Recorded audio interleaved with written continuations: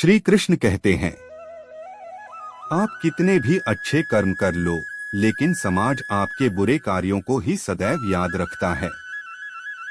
इसलिए लोग क्या कहेंगे यह सोचने से बेहतर है कि आप अपना कर्म करें। जन्म लेने वाले के लिए मृत्यु उसी प्रकार निश्चित है जितना कि मरने वाले के लिए जन्म लेना, इसलिए इस विषय पर शोक मनाना व्यर्थ है। गीता में कहा गया है, जो इंसान किसी की कमी को पूरी करता है वो सही अर्थों में महान होता है। तुम्हारे साथ जो हुआ वह अच्छा हुआ, जो हो रहा है वो भी अच्छा है और जो होगा वो भी अच्छा होगा। गीता के अनुसार जिंदगी में हम कितने सही हैं और कितने गलत हैं यह केवल दो लोग जानते हैं, एक परमात्मा और दूसरी हमारी अंतरात्मा। जीवन का आनंद ना तो भूतकाल में है और ना भविष्य काल में, बल्कि जीवन तो बस वर्तमान को जीने में है। जब तक शरीर है तब तक कमजोरियां तो रहेगी ही, इसलिए कमजोरियों की चिंता छोड़ो और जो सही कर्म है उस पर अपना ध्यान लगाओ। अर्जुन, तुम भला क्यों रोते हो? तुमने जो खोया क्या वह तुमने पैदा किया था? आज जो तुम्हारा है वह कल किसी और का होगा, क्योंकि परिवर्तन ही संसार का नियम है।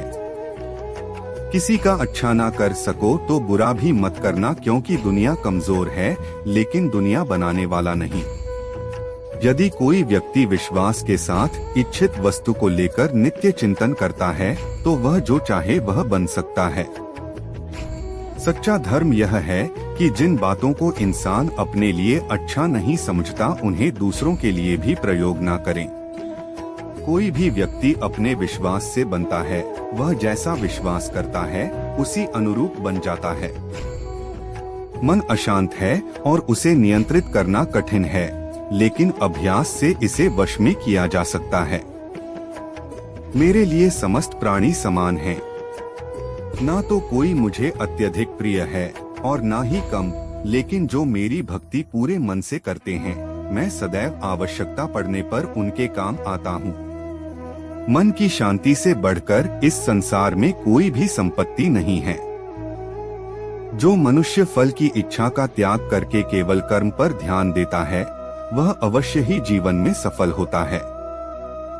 कोई भी इंसान जन्म से नहीं बल्कि अपने कर्मों से महान बनता है। अपना, पराया, छोटा, बड़ा इत्यादि को भूलकर यह जानो कि यह सब तुम्हारा है और तुम प्रति एक के हो। बिना फल की कामनाएं ही सच्चा कर्म है। ईश्वर चरण में हो समर्पण वही केवल धर्म है।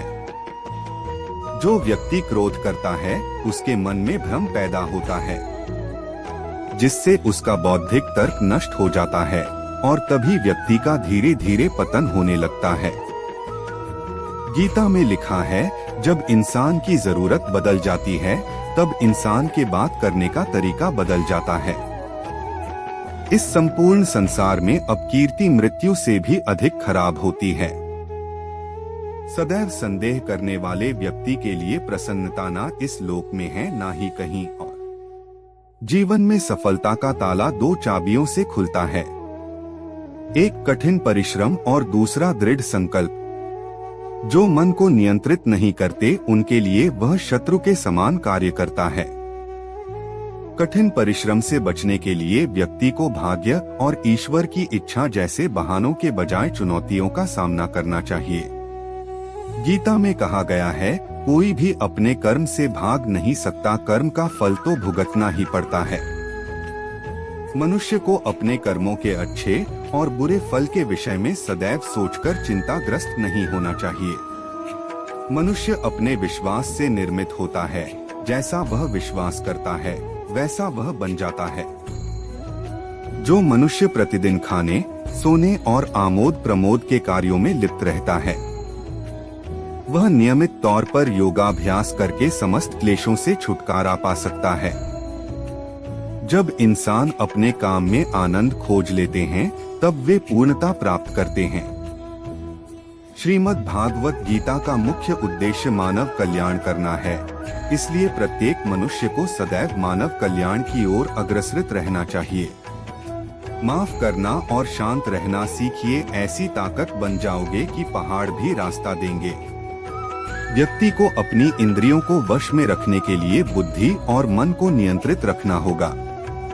जो होने वाला है वो होकर ही रहता है और जो नहीं होने वाला वह कभी नहीं होता, ऐसा निश्चय जिनकी बुद्धि में होता है उन्हें चिंता कभी नहीं सताती है।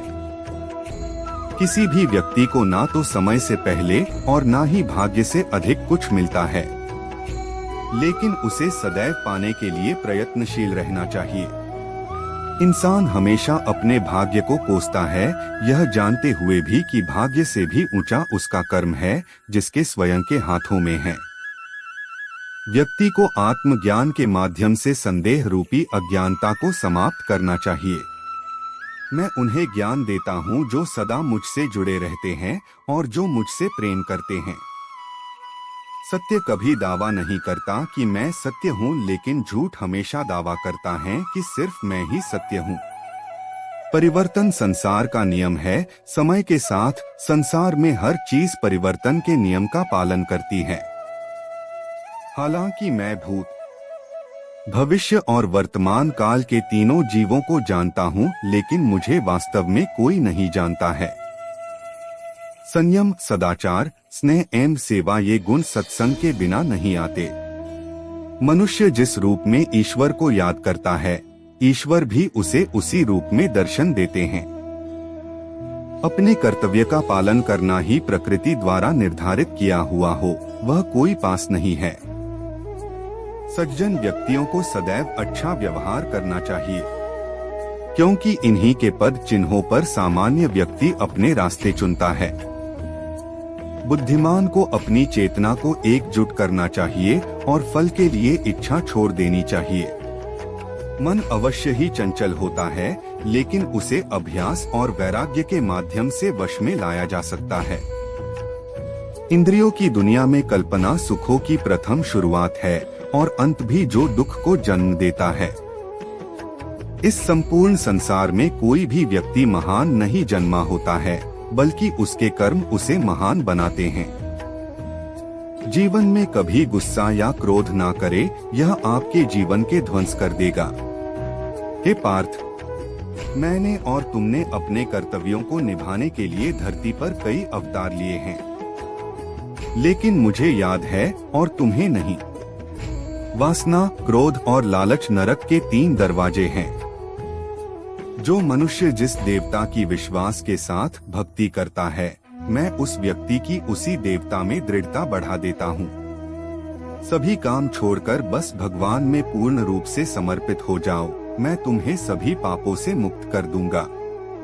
बुद्धिमान व्यक्ति कभी भी कामुक सुख में आनंद लेते हैं, वह सदैव मोक्ष की प्राप्ति में लगे रहते हैं। वह जो सभी इच्छाएं त्याग देता है, उसे शांति की प्राप्त होती है। संपूर्ण संसार में जब अधर्म और पाप बढ़ता है, तो मैं धर्म की पुनः स्थापना के लिए धरती पर अवतार लेता हूँ। जैसे अंधेरे में प्रकाश की ज्योति जगमगाती है, ठीक उसी प्रकार से सत्य की चमक भी कभी फीकी नहीं पड़ती।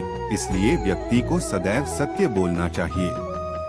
मैं सभी प्राणियों के हृदय में विद्यमान हूँ। जो व्यक्ति मृत्यु के दौरान मेरा नाम लेता है, वह सदैव मेरे ही धाम को प्राप्त होता है, इसमें कोई शक नहीं है। ऐसा कुछ भी नहीं, चेतन या अचेतन, जो मेरे बिना अस्तित्व में रह सकता हो। परिवर्तन ही इस संपूर्ण संसार का नियम है। इसलिए व्यक्ति को कभी अपने वर्तमान पर घमंड नहीं करना चाहिए। जिसने जन्म लिया है, उसकी मृत्यु निश्चित है और मृत्यु के पश्चात पुनर्जन्म भी निश्चित है। मनुष्य का संपूर्ण शरीर 5 तत्वों से मिलकर बना है: अग्नि, जल, वायु, आकाश और पृथ्वी, और अंत में उसके शरीर को इन्हीं 5 तत्वों में ही विलीन हो जाना है। व्यक्ति को अपने आप को सदैव ईश्वर को समर्पित कर देना चाहिए, तभी वह दुखों, चिंता और परेशानियों से मुक्त रह सकता है। प्रत्येक बुद्धिमान व्यक्ति को क्रोध और लोभ त्याग देना चाहिए, क्योंकि इससे आत्मा का पतन होता है। तुम बिना किसी कारण के चिंता करते हो और बेवजह ही घबराते हो। तुम तो आत्मा हो, जिसे ना तो कोई मार सकता है और ना ही जला सकता है। यही जीवन की सच्चाई है। जिसे प्रत्येक व्यक्ति को जानना चाहिए। न तो यह शरीर तुम्हारा है और न ही तुम इस शरीर के मालिक हो। यह शरीर पंच तत्वों से बना है, आग, जल, वायु, पृथ्वी और आकाश। एक दिन यह शरीर इन्हीं पंच तत्वों में विलीन हो जाएगा।